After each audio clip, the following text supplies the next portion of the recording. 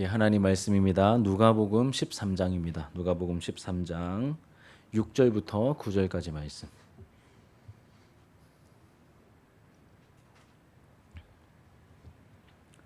누가복음 13장 6절로 9절까지의 말씀입니다. 우리 한 절씩 교독해서 읽고 마지막 절은 우리 함께 읽도록 하겠습니다. 제가 6절을 먼저 읽겠습니다. 이에 비유로 말씀하시되 한 사람이 포도원에 무화과 나무를 심은 것이 있더니 와서 그 열매를 구하였으나 얻지 못한지라.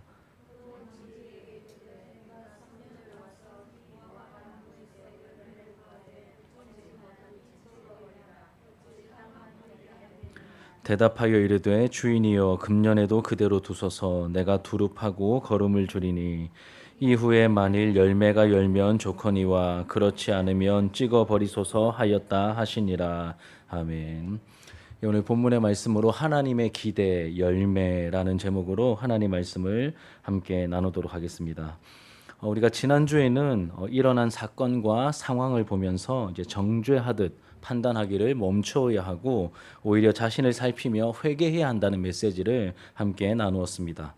원리는 굉장히 쉽습니다. 이제 정죄는 멈추고 스톱하고 회개는 우리가 해야 한다. 이 정죄 스톱, 회개는 이제 고를 해야 된다라는 그러한 원리는 굉장히 간단했습니다. 그런데 이기적인 본성을 가진 우리가 가장 못하고 약한 부분이기 때문에 예수님은 강한 어조로 반복하며 강조하시면서 이 사고를 당한 당사자들이 멀쩡히 살아남은 너희보다 죄가 더 많아서 그런 것이 아니라고, 그러니 너희도 자신을 살피며 하나님 앞에 회개하는 삶을 살아야 한다라고 말씀하셨죠.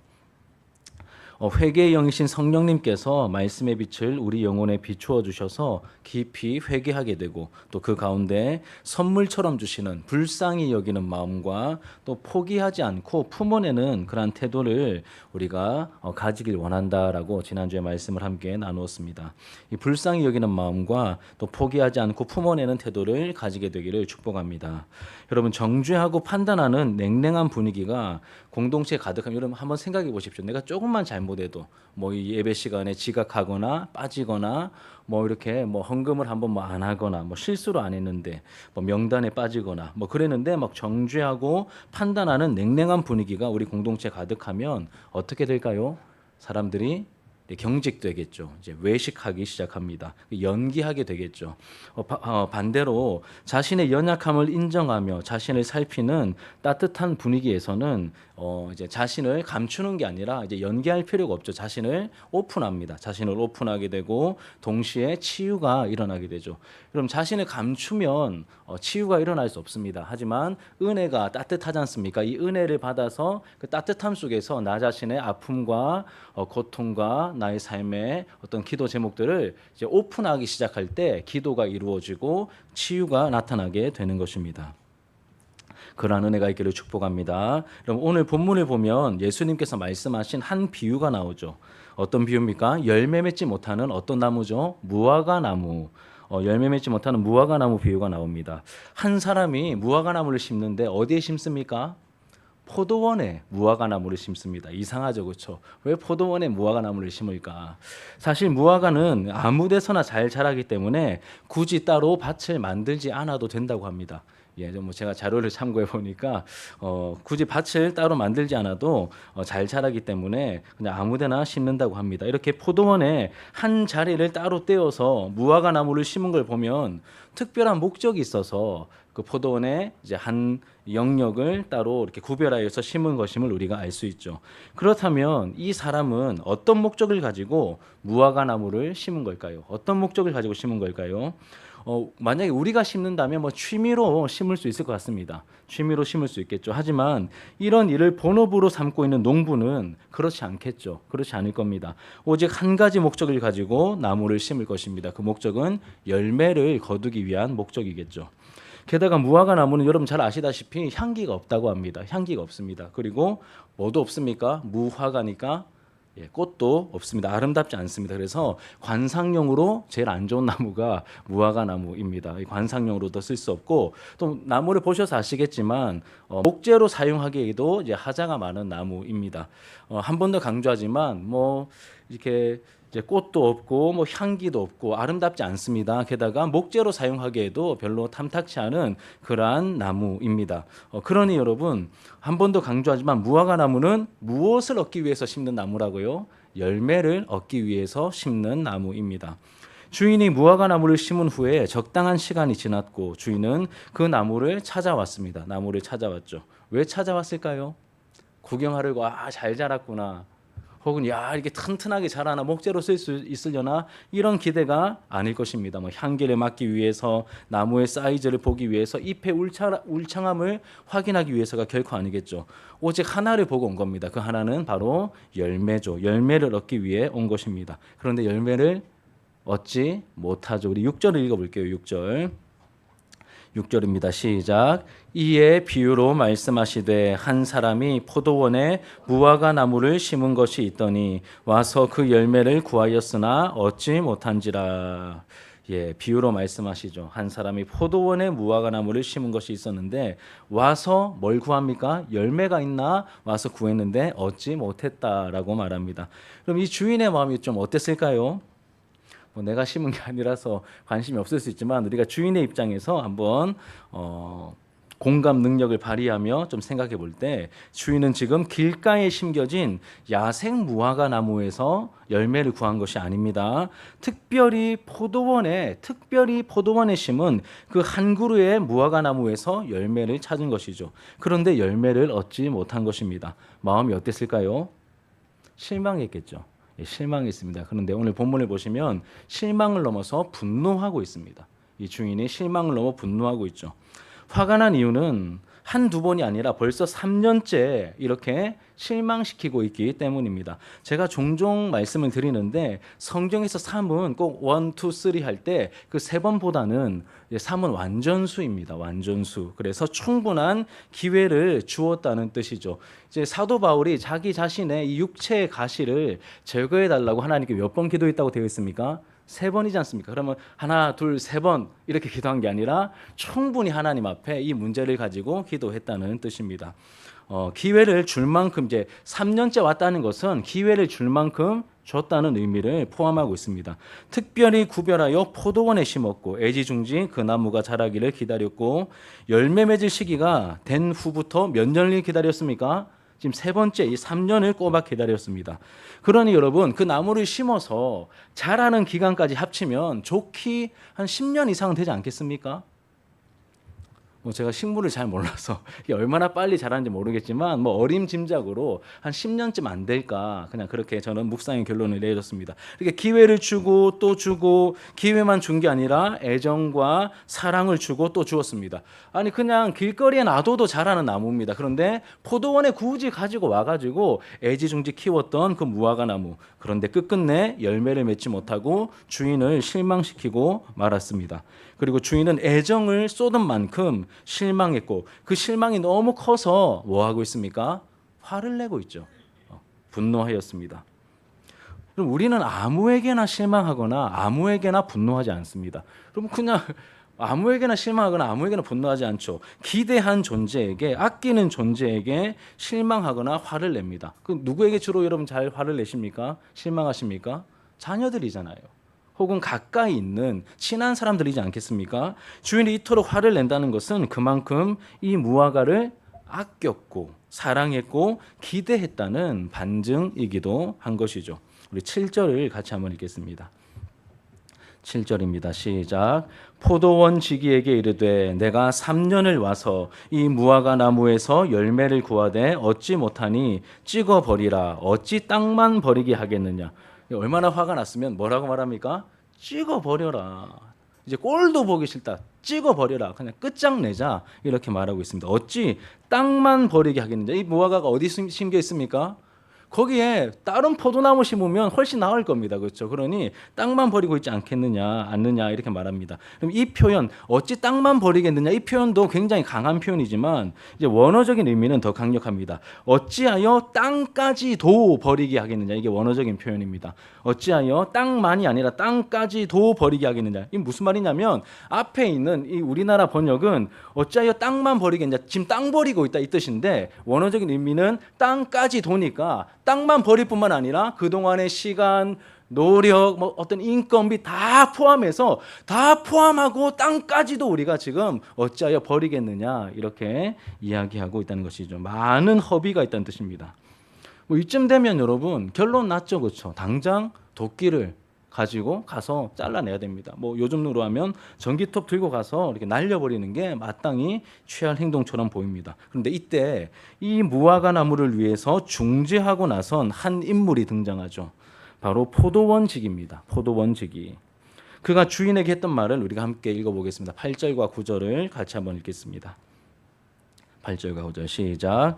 대답하여 이르되 주인이여 금년에도 그대로 두소서 내가 두루 파고 거름을 줄이니 이후에 만일 열매가 열면 좋거니와 그렇지 않으면 찍어 버리소서 하였다 하시니라. 아멘. 포도원지기는 여러분 주인만큼 아니 주인 이상으로 무화과 나무의 모습을 안타까워하고 있습니다. 그래서 기회를 요청하죠. 이 나무를 살리기 위해 기회를 얻기 위해서 무엇이라도 어떤 대가라도 지불할 것 같은 그러한 심정으로 부탁하고 있는 포도원직의 모습을 보게 됩니다. 근데 여러분 우리가 이제 전반적인 이 스토리를 이 비유의 내용을 쭉 살폈는데 이 이야기를 들으면서 왠지 생각나는 어떤 존재들, 생각나는 인물들이 좀 떠오르지 않으십니까? 없다면 좀 회개하셔야 됩니다. 다 떠오르시는 것 같은데 신앙을 가진 우리에게 자연스럽게 떠오르는 존재들이 있습니다. 한 그루의 무화과 나무를 선택하고 사랑하고 아끼며 기대하는 마음으로 포도원에 갖다 심은 이 주인은 누구를 상징할까요? 우리를 택하여 부르시고 사랑하시는 하나님 아버지를 생각나게 만들죠. 맞습니다, 여러분. 맞습니다. 그리고 열매 맺지 못하는 무화과 나무를 위해서 이 주인에게, 이 아버지께 처절하게 간구하며 기회를 요청하는 이 포도원지기의 모습은 누구를 또 생각나게 만듭니까? 하나님과 우리 사이에 유일한 중보자가 되시는 예수 그리스도를, 우리 주 예수님을 생각나게 만듭니다. 그리고 주인과 이 포도원지기 둘 사이에서 그토록 많은 관심과 사랑과 돌봄을 받고 있음에도 불구하고 열매 맺지 못하고 있는 이 못난 무화과 나무는 누구를 상징하는 걸까요? 누구요? 예, 여기에 대한 대답은 저와 여러분 각자의 몫입니다. 여러분 각자의 몫입니다. 여러분 하나님께서 우리에게 주신 가장 큰 선물 중에 하나가 바로 성경이죠. 하나님의 말씀인 성경입니다. 하나님의 말씀인 성경. 이 성경은 하나님의 감동으로 기록되었다. 성령의 감동으로 하나님의 감동으로 기록되었다라고 말합니다. 그래서 이 말씀에는 뭐가 담겨 있냐면 하나님의 감동으로 기록된 하나님의 말씀을 우리가 읽으면 하나님의 마음을 알게 됩니다. 하나님의 마음을 알게 되죠. 우리는 하나님의 마음을 성경을 통해서 알게 됩니다. 그래서 성경을 읽을 때 하나님의 마음을 읽어야 하는 것이죠. 성경은 어떤 지식을 얻거나 똑똑해지기 위해서 어떤 처신하기 위한 그 방책을 얻기 위해 읽는 책이 아닙니다. 성경을 볼 때마다 우리는 뭘 발견해야 된다고요? 하나님의 마음을 발견해야 합니다. 우리에게 말씀하시고 싶은 것이 무엇인지, 우리에게 기대하시는 것이 무엇인지 우리가 말씀을 통하여 이제 깨달아야 한다는 것이죠. 이를 위해서 하나님의 깊은 것까지도 통달하여 하시는 성령님의 도우심이 필요합니다. 우리가 열심을 낸다고 다 되는 게 아니라 성령께서 조명하여 비추어 주셔야만, 깨닫게 해주셔야만 우리는 하나님의 마음을 성경을 읽을 때 우리가 깨달을 수 있다는 것이죠. 고린도전서 2장 10절 같이 한번 읽겠습니다. 시작. 오직 하나님이 성령으로 이것을 우리에게 보이셨으니 성령은 모든 것 곧 하나님의 깊은 것까지도 통달하시느니라. 그 하나님의 깊은 것, 깊은 마음까지도 통달하여 다 아시는 분이 누구십니까? 성령님이시죠. 이 성령님이 이 성경의 원저자이신데 성령의 감동으로 기록되었고 성령께서 그 빛을 우리에게 비추어 주셔야 우리가 이 말씀을 바르게 이해할 수 있고 또 믿음이 생기는 것이고 무엇보다 하나님의 마음을 우리가 알게 된다는 것이죠. 나에게 하시는 말씀으로 와닿게 하십니다. 그냥 이 메시지가 그냥 이 메시지로 원리로 지나가는 게 아니라 나에게 하시는 말씀, 그리고 그 가운데 담겨 있는 그 이 무화과 나무를 보시면서 애타하시는 그 주인의 심정, 그리고 그것을 말리고 계시는 그 예수의 심정이 우리에게 다가오도록 해주시는 분이 바로 성령 하나님이시죠. 그리고 여러분 오늘 말씀은 우리가 지난주에 나누었던 1절부터 5절까지 말씀에 이어지고 있습니다. 어떤 사건이 있었습니까? 총독 빌라도가 이 반로마적인 정서를 가지고 있던 갈릴리 사람들을 잡아다가 죽이죠. 그들의 피를 제물에 섞어서 제의를 행했던 바로 그 사건, 그 끔찍했던 사건. 그리고 또 뭐가 무너졌습니까? 실로암 망대가 무너져서 18명의 사람들이 죽임을 당했던 이 사건을 통해서 우리가 깨달아야 할 것은 사고로 죽은 사람들이 살아있는 사람보다 죄가 더 많아서 죽은 것이 결코 아니다라고 하는 것이었습니다. 그러니 정죄를 멈추라고 하셨죠. 정죄하지 마. 정죄를 할 자격이 사실 너희들에게도 없어. 이렇게 알려주셨습니다. 우리 모두 다 똑같은 죄인입니다. 동시에 두 번 다 그 사건들마다 강조하여 말씀하시기를 너희도 만일 회개하지 아니하면 다 이와 같이 망하리라. 뭘 강조하셨습니까? 정죄는 멈추고 뭘 해라고요? 자기를 살피면서 회개해야 한다. 이렇게 말씀하셨습니다. 우리도 만약 회개하지 않으면 똑같이 심판을 받아 죽을 수밖에 없는 존재다. 우리에게 무엇보다 회개를 요청하시는 말씀, 회개의 열매를 맺어야 할 것을 촉구하는 말씀이었습니다.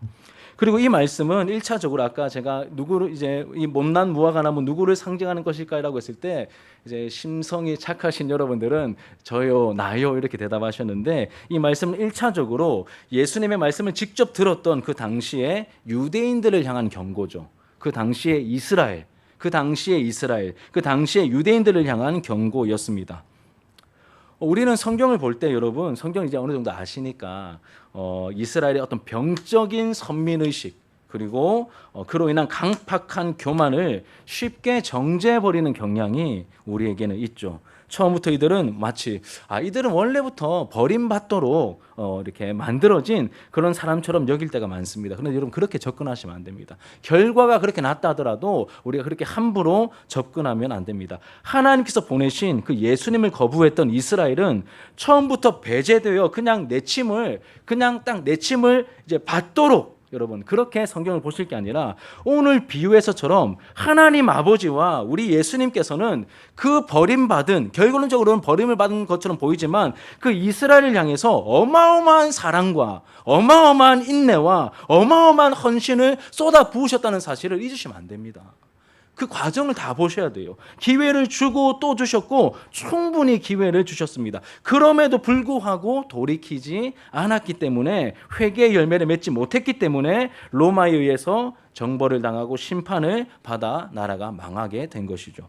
그럼 하나님께서는 과하다 싶을 정도로 기회를 주십니다. 정말 과하다 싶을 정도로. 우리는 진작에 끝났는데 예수님도 뭐라고 하셨습니까? 70번에 7번까지라도 용서해줘라. 용서는 기회를 준다는 뜻과 비슷한 것 같아요. 그게 제가 성경을 읽으면서 내린 결론입니다.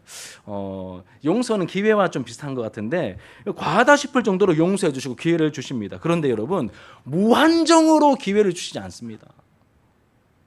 착각하시면 안 돼요. 기회를 정말 많이 주시는데 무한정으로 기회를 주지는 않습니다. 우리가 호흡하고 있는 동안에 돌이키지 않으면 우리도 끝나는 겁니다. 그리고 이 말씀은 2차로 예수를 믿어 접붙임 바 되어 참 이스라엘이 된 교회를 향한 경고이기도 합니다. 앞에는 그 시대의 이스라엘이고 두 번째로는 이제 예수님께 접붙임 바 되어 참 이스라엘이 된 이거는 성경에 나오는 표현을 제가 그대로 쓴 겁니다. 참 이스라엘, 진짜 이스라엘이 된 교회를 향한 경고이기도 합니다. 이런 영적인 원리는 오늘날 교회에 대해서도 동일하게 적용이 되는 것이죠. 여러분 이전과 달리 교회가 이제 숫자가 많아졌습니다. 숫자가 많아졌다는 것은 힘이 생겼다는 뜻이죠. 힘을 가지게 되었고 그로 인해 처음에 순수함과 진정성을 이 한국 교회가 많이 잃어버리게 되었습니다. 그러면서 교회가 자꾸 엉뚱한 것에 관심을 가지고 엉뚱한 것에 목을 메고 세상이 추구하는 것과 별반 다르지 않는 그런 세상적인 것을 똑같이 추구하고 욕망하는 듯한 모습을 한국 교회가 그동안 안타깝지만 부끄럽지만 보여왔습니다. 그 한국 교회는 저와 여러분도 포함됩니다. 여러분 사람은 사랑하는 것, 이 사랑하는 것을 추구하고 가까이 하게 되고 닮아가게 되죠. 많은 이들이 교회가 뭔가 이상해졌음을 잘못된 길로 가고 있음을 안타까워하고 있습니다. 이런 우리를 향한 그리고 교회를 향한 엄중한 경고의 말씀으로 우리가 또 듣고 받아야 합니다. 얼렁뚱땅 남의 일처럼 여기고 넘어가려다가는 여러분 큰일 날 수 있습니다. 우리가 깊이 무겁게 이런 말씀을 또 받을 수 있어야 합니다. 그렇지 않으면 촛대가 옮겨지겠죠. 내침을 당하게 될 것입니다. 여러분, 심판은 항상 갑자기 두렵게 임한다는 것이 특징입니다. 그래서 우리가 주의하고 깨어 있어야 하는 것이죠. 저와 여러분 그리고 우리 교회 한 걸음 더 나아가 한국 교회는 더 이상 무성한 잎을 자랑하는 무화과 나무가 되어서는 안 됩니다. 무화과 나무는 뭘 보여드려야 됩니까? 열매를 보여드려야 되는데 무성한 잎을 막 자랑하는 한국 교회가 우리 교회가 되어서는 안 됩니다. 잎으로는 하나님께 기쁨과 감동을 드릴 수 없습니다. 왜 심으셨다고요? 뭘 보시려고요? 열매입니다. 처음부터 끝까지 본질은 열매입니다. 그것은 우리가 원하는 것. 잎이 무성한 것은 사이즈가 커지는 것은 우리가 원하는 것이고 우리가 자랑하고 싶은 것이지 하나님께서 원하시는 것이 결코 아닙니다. 포도원의 주인이신 하나님께서 그리고 포도원 지기이신 우리 예수님께서 원하시는 것은 잘 익은 열매입니다. 우리는 이 열매를 주님께 드릴 수 있어야 하겠죠. 그러면 여러분 하나님께서 우리에게 바라시는 열매는 무엇이겠습니까? 먼저는 아까 말씀드렸듯이 회개의 열매입니다. 회개의 열매를 우리가 맺어야 합니다. 이 세상적 가치에 물든 그리고 번영을 이제 따르려고 하는 이런 잘못된 길에서 우리가 돌이켜야 하는 것이죠. 이 세상적인 가치에 물든 이 헛된 번영을 따르는 이런 잘못된 길에서 돌이켜야 합니다.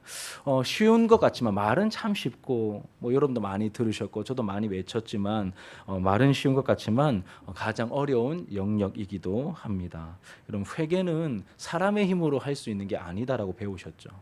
이제 참회 진정한 회개는 사람의 힘으로 할 수 있는 것이 아닙니다. 회개의 영이신 성령께서 깨닫게 하시고 내가 정말 죄인이구나. 내가 정말 잘못했구나. 이게 정말 아무것도 아닌 줄 알았는데 정말 하나님께서 싫어하시고 미워하시고 냄새나는 것이었구나. 악한 것이었구나. 이런 것을 성령께서 깨닫게 하시고 도우셔야만 나 자신을 돌아보고 삶을 돌이키는 그런 회개를 할 수 있다는 것이죠. 회개 열매를 맺을 수 있습니다. 먼저는 회개의 열매를 맺어야 합니다. 두 번째로는 날마다 예수님의 인격을 닮아가는 성화의 열매를 우리가 맺어야 하겠죠. 이 성화의 열매는 성령의 열매라고도 할 수 있겠습니다. 성령의 열매 9가지 여러분 아시죠? 사랑, 희락, 화평, 오래 참음, 자비, 양성, 충성, 온유, 절제. 다 어떻습니까? 특징이 사랑, 희락, 화평, 오래 참음, 자비, 양선, 선한 양심, 충성, 온유, 절제. 다 무엇이죠? 성품과 관련된 내용들입니다. 성품과 관련된 내용들. 누구의 성품일까요? 예수님의 성품이죠. 그럼 이기적이고 연약한 우리가 점점 예수님을 닮아가게 하시는 분이 우리 안에 계시는 성화의 영이신 거룩한 영이신 성령 하나님이십니다. 여러분 우리가 첫 번째로 맺어야 될 열매는 잘못을 깨닫고 깨닫게 해주시는 만큼 우리가 바른 길로 돌이키는 것, 다시 주님께로 돌아가는 것, 이것 회개의 열매를 맺어야 하는 것이고 두 번째로는 이 성령의 역사심 가운데 내가 점점 부족하고 연약한 나이지만 우리가 완성의 단계까지 이 땅에서는 이룰 수 없지만 성령께서 이끄심을 따라 그 과정과 목표를 포기하지 않고 날마다 한 걸음씩 때로는 여러분 너무 지치고 슬럼프에 빠지면 뒷걸음질 칠 때도 있겠죠. 그렇죠? 넘어질 때도 있을 것입니다. 그런데 다시 우리를 일으켜 주시는 그 성령님의 붙들어 주심을 따라 또 한 걸음 내딛고 한 걸음 내딛으면서 예수를 닮아가게 하십니다. 세상과 다른 향기를 가진 그리고 향기를 내는 존재가 되어가게 하십니다. 여러분 이 성화의 역사는 하나님께서 양보 안 하실 겁니다. 우리를 힘들게 하시면서도 그런 상황을 어려움을 겪게 하시면서도 예수님의 마음을 알게 하시고 예수님을 닮아가게 하실 것입니다. 마지막 세 번째 열매는 주님께서 바라시는 영혼 구원의 열매겠죠. 영혼 구원의 열매를 맺어야 합니다.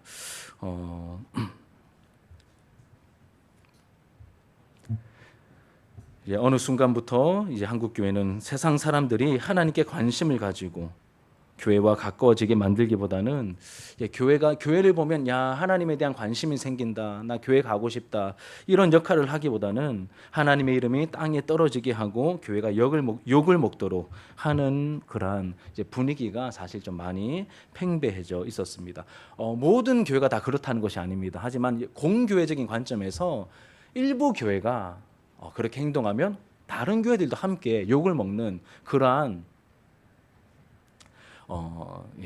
교회가 그렇게 존재하도록 주님께서 교회를 그렇게 만드셨기 때문에 물론 잘하고 있는 끝까지 바른 길을 가고 있는 교회도 있지만 다른 교회들이 잘못할 때 그 어떤 비난과 어떤 오해와 욕을 같이 먹고 있습니다. 여러분 이제는 사람들을 실족시키는 그러한 행동들을 멈추어야 합니다. 앞에서 언급한 회개와 성화의 열매를 매일의 삶에서 맺어나가고 예수님처럼 우리 이웃들 중에 약하고 소외당하는 지극히 작은 자들에게 관심을 가지며 주님의 마음으로 그들에게 다가가 섬겨야 하겠죠. 그리고 복음을 또 전해야 할 것입니다. 그러면 구원의 열매가 맺혀지게 하실 것입니다. 이렇게 한 영혼을 거듭나게 하시는 분도 누구십니까? 성령님이십니다. 여러분 회개케 하시는 분도 성령님이시요, 성화의 열매를 맺어주시는 분도 성령님이시요, 영혼 구원의 열매를 맺게 해주시는 분도 누구십니까? 거듭나게 하시는 성령 하나님이십니다. 그러니 열매는 여러분 철저하게 누구와 관계가 되어 있습니까? 성령님과 관계가 되어 있는 것이죠. 사랑하는 여러분, 간절히 바라기는 신실하시며 지극히 선하신 하나님 아버지와 우리 주 예수 그리스도께서 우리를 불쌍히 여기셔서 다시금 허락하신 이 기회를 우리에게 주셨는데, 이 소중한 기회를 그냥 그냥 흐리멍텅한 상태에서 그냥 그 기회를 탕진해 버리는 것이 아니라 하나님의 마음을 알고 동시에 주님의 마음을 가지고 성령님의 인도하심을 따르는 가운데 회개의 열매를 맺고 성화의 열매를 맺어가고 또 영원 구원의 열매를 또 맺어서 주님께 기쁨을 안겨드리는 우리 이 남아있는 이 하반기 우리 교회의 모든 일정과 사역, 그리고 저와 여러분들의 삶이 되기를 예수님의 이름으로 축복합니다. 여러분 우리가 다른 거 자랑하지 말고 이 열매가 있는가, 하나님께서 나에게, 여러분들에게, 우리 교회 공동체에 원하시는 열매가 지금 이제 1년 반 지나고 이제 무더운 여름이 지나면서 이제 가을과 겨울로 갈 것인데 내가 열매 맺는 그런 과정으로 가고 있는가, 이것을 우리가 잘 살피면서 나중에 연말에 또 이 송구 영신 예배나 아니면 연말쯤 되었을 때 하나님 아버지 이런 열매가 있게 하시니 감사합니다. 하나님 저 같은 녀석을 통하여서도 이런 열매가 나타나게 하시니 감사합니다. 꼭 내가 데리고 누군가가 앉아 있어야 된다 이 뜻이 아니라 하나님 내가 그래도 하나님 앞에 부끄럽지 않은 삶을 살아가려고 몸부림치며 살았습니다. 주님 내가 회개하려고 애를 썼습니다. 주님 닮아가려고 몸부림쳤습니다. 그래서 이만큼 잘한 것 같습니다. 주님을 더 많이 알게 되었고 내 믿음이 어느 정도 자라있음을 내가 먼저 압니다. 다 주님의 은혜입니다. 성령의 도우심입니다. 그리고 지금 이렇게 내 삶의 영역에서 조금씩 영향력이 생기게 하시고 관계가 맺어지게 하시고 닿는 사람들이 있게 하시고 그들을 위해서 기도하는 과정 속에서 영혼 구원의 그 어떤 열정과 시도들이 계속해서 일어나게 하시니 감사합니다. 하나님 언젠가 또 열매 맺게 하실 줄 믿습니다. 우리 이러한 고백을 또 열매를 하나님 앞에 또 올려드릴 수 있는, 주님께 기쁨을 안겨드리는 이 복스러운 영광에 우리 모두 참여하게 되기를 예수님의 이름으로 축복합니다. 우리 말씀을 기억하시면서 기도 제목 삼으시면서 함께 기도하는 마음으로 찬양합시다.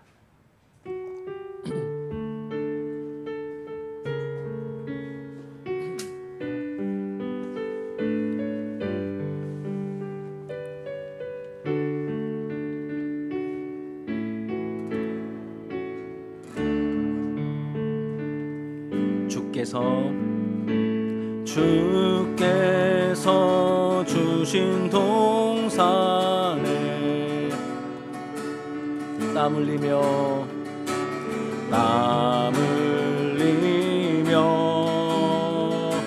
씨를 뿌리며 내 모든 삶을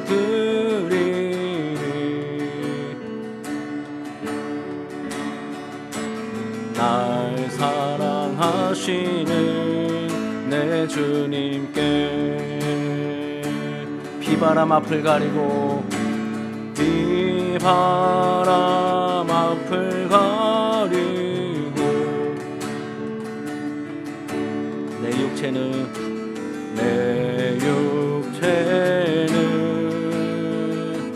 세 잔에 져도 내 모든 삶을 드리니 사모하는 내 주님께 땅 끝에서 주님을 맞으리 주께 매 가득 안고 땅 끝에서 주님을 배우리 주께 드릴 노래 가득 안고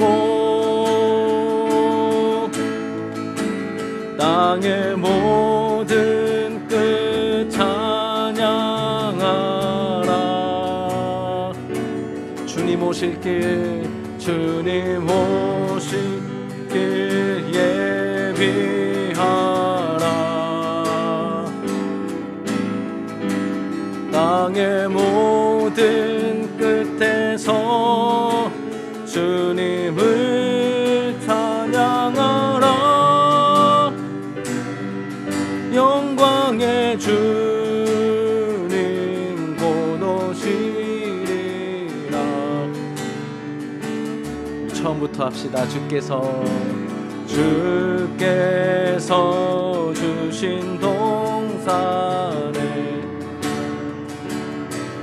주님의 마음으로 남을리 주님 우리도 씨를 뿌립니다 씨를 뿌리며 내 모든 삶을 드리리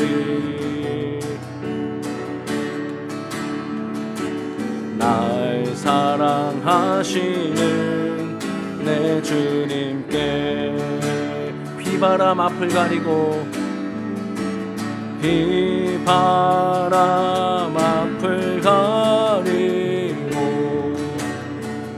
내 육체는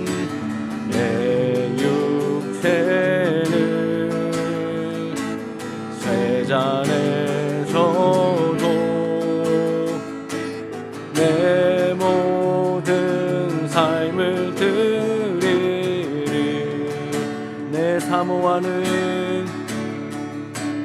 내 사모하는 내 주님께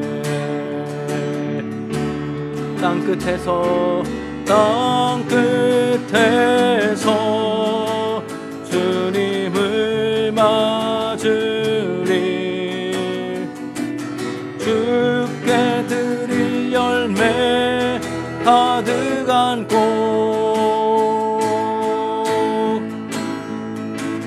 땅 끝에서 주님을 배우리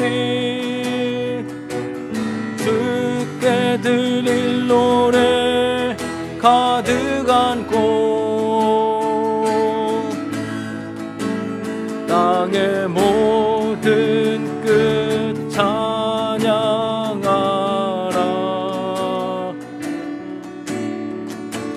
주님 오실 길 예비하라 땅의 모든 끝에서 주님을 찬양하라 영광의 주님 곧 오시리라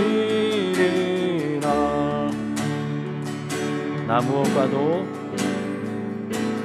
무엇과도 주님을 바꾸지 않으리 다른 어떤 은혜 구하지 않으리 주님만이 내 삶의 도움이시니 주의 얼굴 보기 원합니다 주님 사랑해요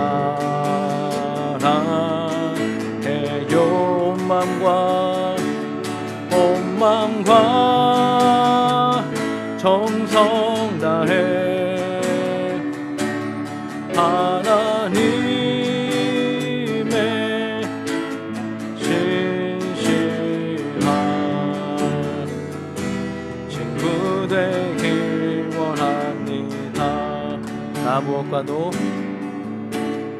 무엇과도 주님을 바꾸지 않으리. 다른 어떤 은혜 구하지 않으리. 오직 주님만이 내 삶의 도움이시니 주의 얼굴 보기 원합니다. 주님 사랑해요.